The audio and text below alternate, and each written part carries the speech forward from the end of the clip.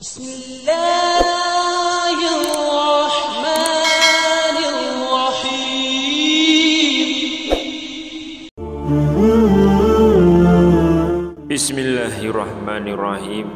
Assalamualaikum warahmatullahi wabarakatuh. Syukur alhamdulillah kita masih dipertemukan kembali di channel ini. Salawat dan salam selalu dan tetap tercurahkan kepada junjungan kita Nabi besar Muhammad sallallahu alaihi wasallam. Allahumma sholli ala sayyidina Muhammad wa ala ali sayyidina Muhammad.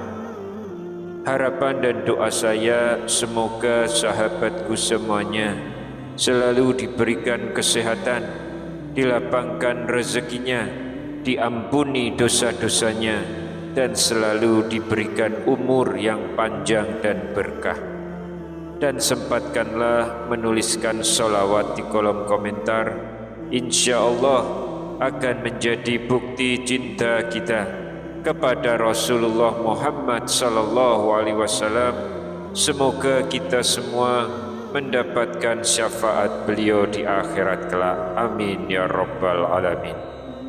Sahabat beriman yang dirahmati Allah, saat usia kita mulai memasuki 50 tahun ke atas, banyak dari kita yang mulai berpikir lebih dalam soal hidup. Anak-anak sudah besar, pekerjaan sudah hampir selesai.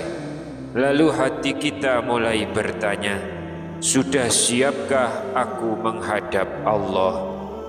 Dulu waktu masih muda, mungkin kita terlalu sibuk, jarang sholat, jauh dari masjid, lupa baca Al-Quran. Bahkan ada yang tidak ingat kapan terakhir kali benar-benar menangis saat berdoa. Kini saat waktu makin sedikit, muncul rasa takut, ingin kembali, ingin tobat, ingin punya akhir hidup yang baik atau husnul khatimah. Tapi sering juga kita merasa kecil hati, sering mendengar ceramah tentang siksa kubur, tentang orang yang disiksa karena dosa-dosa kecil, tentang gelapnya liang lahat dan azab yang menakutkan. Lalu kita mulai bertanya lagi dalam hati, apakah aku yang sudah lama lalai masih bisa selamat dari semua itu? Apakah tobatku masih diterima? Jawabannya tentu saja iya, masih bisa, masih sangat mungkin. Allah tidak menutup pintu tobat, bahkan untuk orang yang hidupnya penuh dosa, selama dia ingin berubah dengan sungguh-sungguh. Nabi Muhammad sallallahu alaihi wasallam menyampaikan pesan indah dari Allah dalam sebuah hadis qudsi, "Yabna Adama, innaka ma da'autani ghafartu laka ala ma kana fika wa ubali." Wahai anak Adam, selama kamu terus berdoa kepadaku dan berharap kepadaku, aku akan ampuni dosa-dosamu, dan aku tidak peduli sebanyak apa dosa yang telah kamu lakukan. Hadis riwayat At-Tirmizi. Subhanallah, Allah tidak melihat berapa lamanya kita lalai. Yang Allah lihat adalah apakah hari ini kita mau kembali kepadanya. Namun sebelum kita lanjutkan, untuk sahabat-sahabat yang baru bergabung, jangan lupa menekan like, berikan komentar terbaik yang bisa membuat orang lain melakukan kebaikan yang sama dengan yang sahabat-sahabat lakukan. Tekan juga tombol subscribe dan lonceng notifikasinya supaya tidak ketinggalan video dakwah sederhana yang semoga bisa membantu sahabatku semua untuk menjadi lebih baik di hadapan Allah insya Allah. Dan bagi yang memiliki hajat, silahkan bisa sahabat tuliskan di kolom komentar, karena insya Allah jika ada sahabat lain yang memiliki hajat yang sama dengan yang Anda tuliskan dan ikut mengaminkan, maka insya Allah Allah akan segera mewujudkan hajat sahabat-sahabatku semua. Amin ya rabbal alamin. Sahabat beriman yang dirahmati Allah, salah satu hal yang paling sering kita dengar di pengajian ataupun ceramah adalah tentang siksa kubur.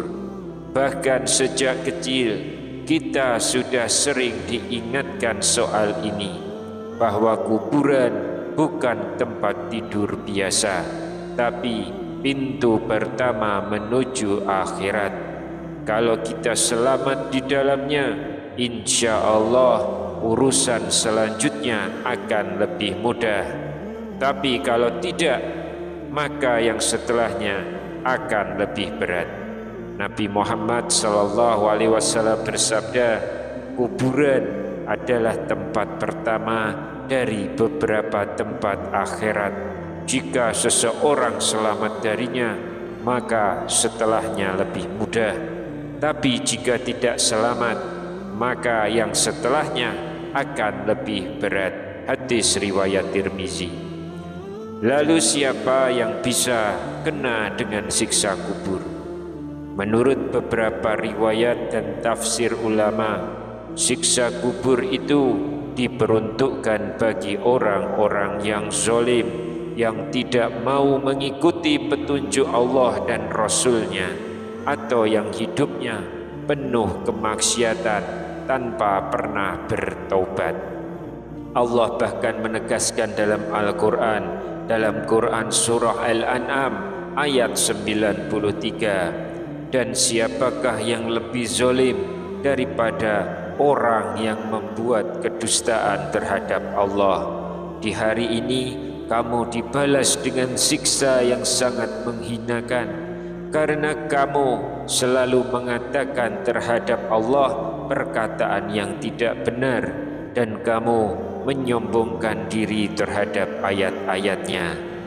Jadi sahabatku semua, jangan pernah anggap remeh masa lalu kita, tapi juga jangan putus asa, karena Allah selalu membuka pintu taubat, dan Rasulullah SAW mengajarkan doa-doa khusus agar kita diselamatkan dari siksa kubur.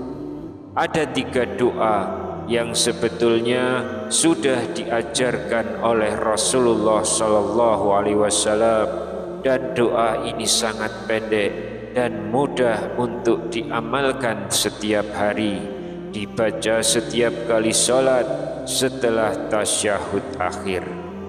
Doa yang pertama kami ambil dari hadis riwayat Bukhari dan Muslim. Rabbana atina fid dunya hasanah wa fil akhirati hasanah wa qina azabannar, yang artinya, ya Allah, berilah kami kebaikan di dunia dan kebaikan di akhirat, serta lindungilah kami dari siksa api neraka. Lalu doa yang kedua dari hadis riwayat Bukhari dan Muslim dari Sayyidah Aisyah radhiyallahu anha. Allahumma inni a'udzu bika min azabil qabri wa min azabin nar jahannama wa min fitnatil mahya wal mamati wa min fitnatil masihid dajjal, yang artinya, ya Allah, aku berlindung kepadamu dari siksa kubur, dari siksa neraka, dari fitnah kehidupan dan kematian, serta dari fitnah dajjal. Nabi SAW menyarankan kita membaca doa ini setiap kali selesai tasyahud sebelum salam. Sahabat beriman, selain doa-doa tadi, Rasulullah sallallahu alaihi wasallam juga mengajarkan satu amalan ringan yang luar biasa manfaatnya, yaitu membaca surah Al-Mulk setiap malam. Dikisahkan dalam sebuah hadis, ada sahabat Nabi yang secara tidak sengaja berkemah di atas tanah kuburan.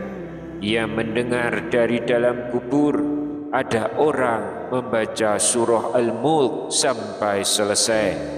Maka ia datang menemui Rasulullah sallallahu alaihi wasallam dan menceritakan hal itu.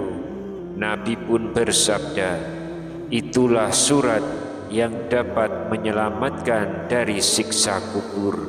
Hadis riwayat Tirmizi.